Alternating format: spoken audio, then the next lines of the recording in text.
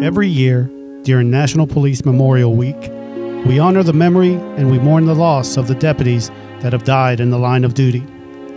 Although we cannot gather this year as we have in the past, we will always honor and never forget the sacrifice of these deputies, who will forever be defined by their dignity, loyalty, and courage.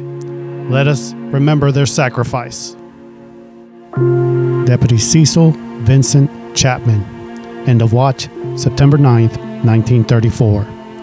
Deputy Chapman was shot and killed while he and his partner were on a stakeout for two robbery suspects who had been robbing couples. The deputies were sitting in their squad car near Walnut Hill and Midway Road when the two suspects drove past them, turned around, and returned to the car.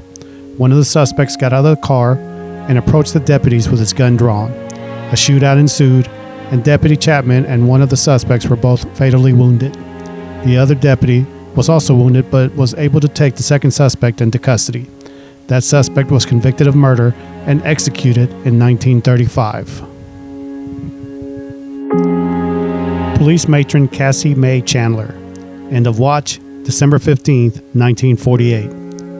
Matron Kassie Chandler was beaten to death by two juvenile females in a jail escape attempt. Matron Chandler fell and hit her head on the floor during the assault. A medical attendant in the jail found her unconscious and immediately had her transported to a local hospital where she had brain surgery to remove a blood clot. Matron Chandler died from her injuries the next day. She is the first female law officer killed in the line of duty in Texas. Jail Matron Chandler had served with the sheriff's office for 10 years. She was survived by her two daughters and two granddaughters.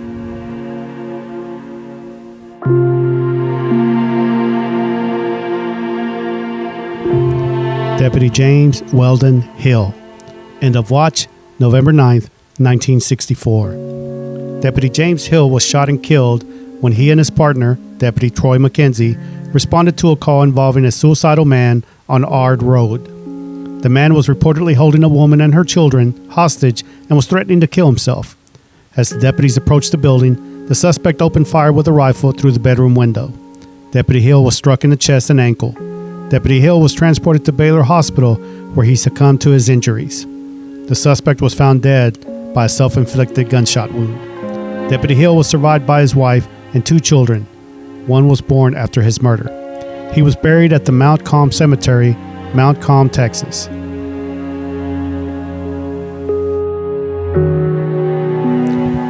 Deputy E. R. Walters. End of watch, January 10th, 1969.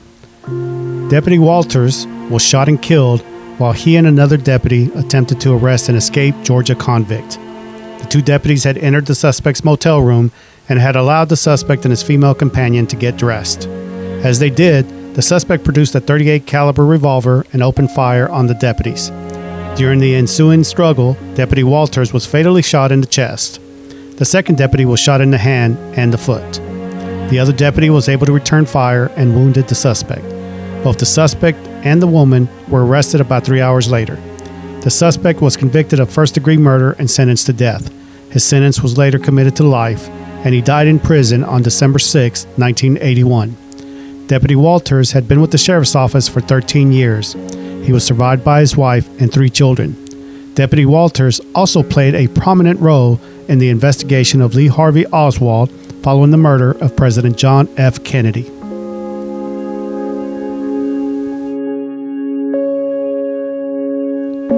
Deputy Samuel Garcia Infante Jr. End of watch, February 15, 1971. Deputy William Don Reese. End of watch, February 15, 1971. Dallas Sheriff's Deputy Samuel Infante and Deputy William Reese, along with Ellis County Sheriff's Deputy Arthur Robertson, were shot and killed after being abducted while conducting a burglary investigation. Deputy Reese and Deputy Infante were backing up Deputy Robertson at the home of one of the suspects. 5 deputies were abducted that night and taken to the Trinity River. The 3 deputies killed were shot execution style. The 4th Dallas County deputy was able to escape and get help. The 5th Dallas County deputy was shot in the chest but survived. All of the suspects were apprehended. Both suspects were convicted of murder and sentenced to death. 3 years later, they received new trials and were sentenced to life.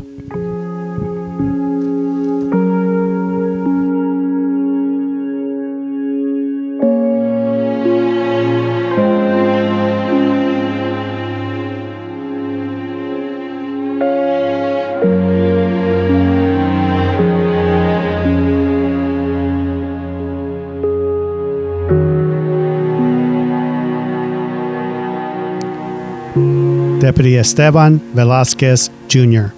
End of watch, February 24th, 1980. Deputy Velasquez suffered a fatal heart attack shortly after he and his partner struggled with a suspect. They were attempting to arrest a person on a mental illness warrant.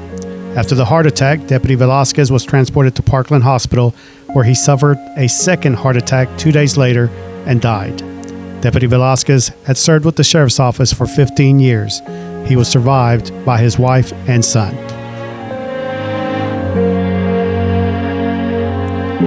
Deputy Ray Edward Kovar.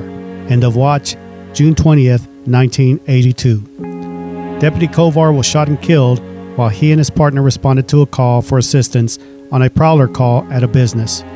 Upon their arrival at 3600 North Beltline Road, the officers split up and Deputy Kovar headed towards the back of the building. As he approached an air conditioning unit, he observed someone crouching behind it. He ordered the suspects to stand up, at which point shots were fired and Deputy Kovar was struck in the chest by a .38 caliber handgun. He was able to return fire and wounded the suspect in the hand. The suspect fled to the scene but was later arrested. The man was convicted of capital murder and executed in 1998. Deputy Kovar had been with the sheriff's office for 8 years but had only recently transferred from the detention unit to the patrol division. He was survived by his wife.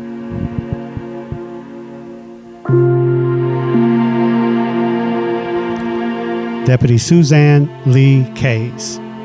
End of watch, January 4th, 1989.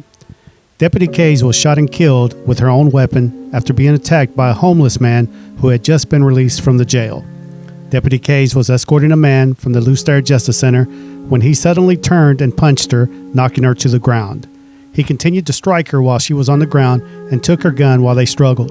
He then shot and killed her before he ran towards the booking area, where he was confronted by several Dallas police officers who ordered him to drop the gun. When he refused, he was shot in the legs and groin by an officer with a shotgun.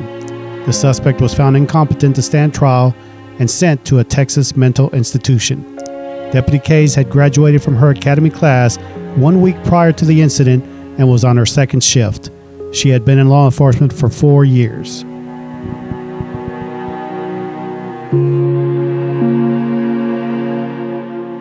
Deputy James Robert Allman.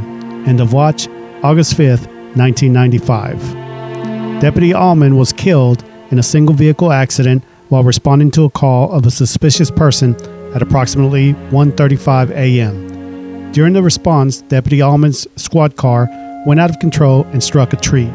He was killed instantly upon impact. A passerby used the radio in Deputy Allman's squad car to call for help.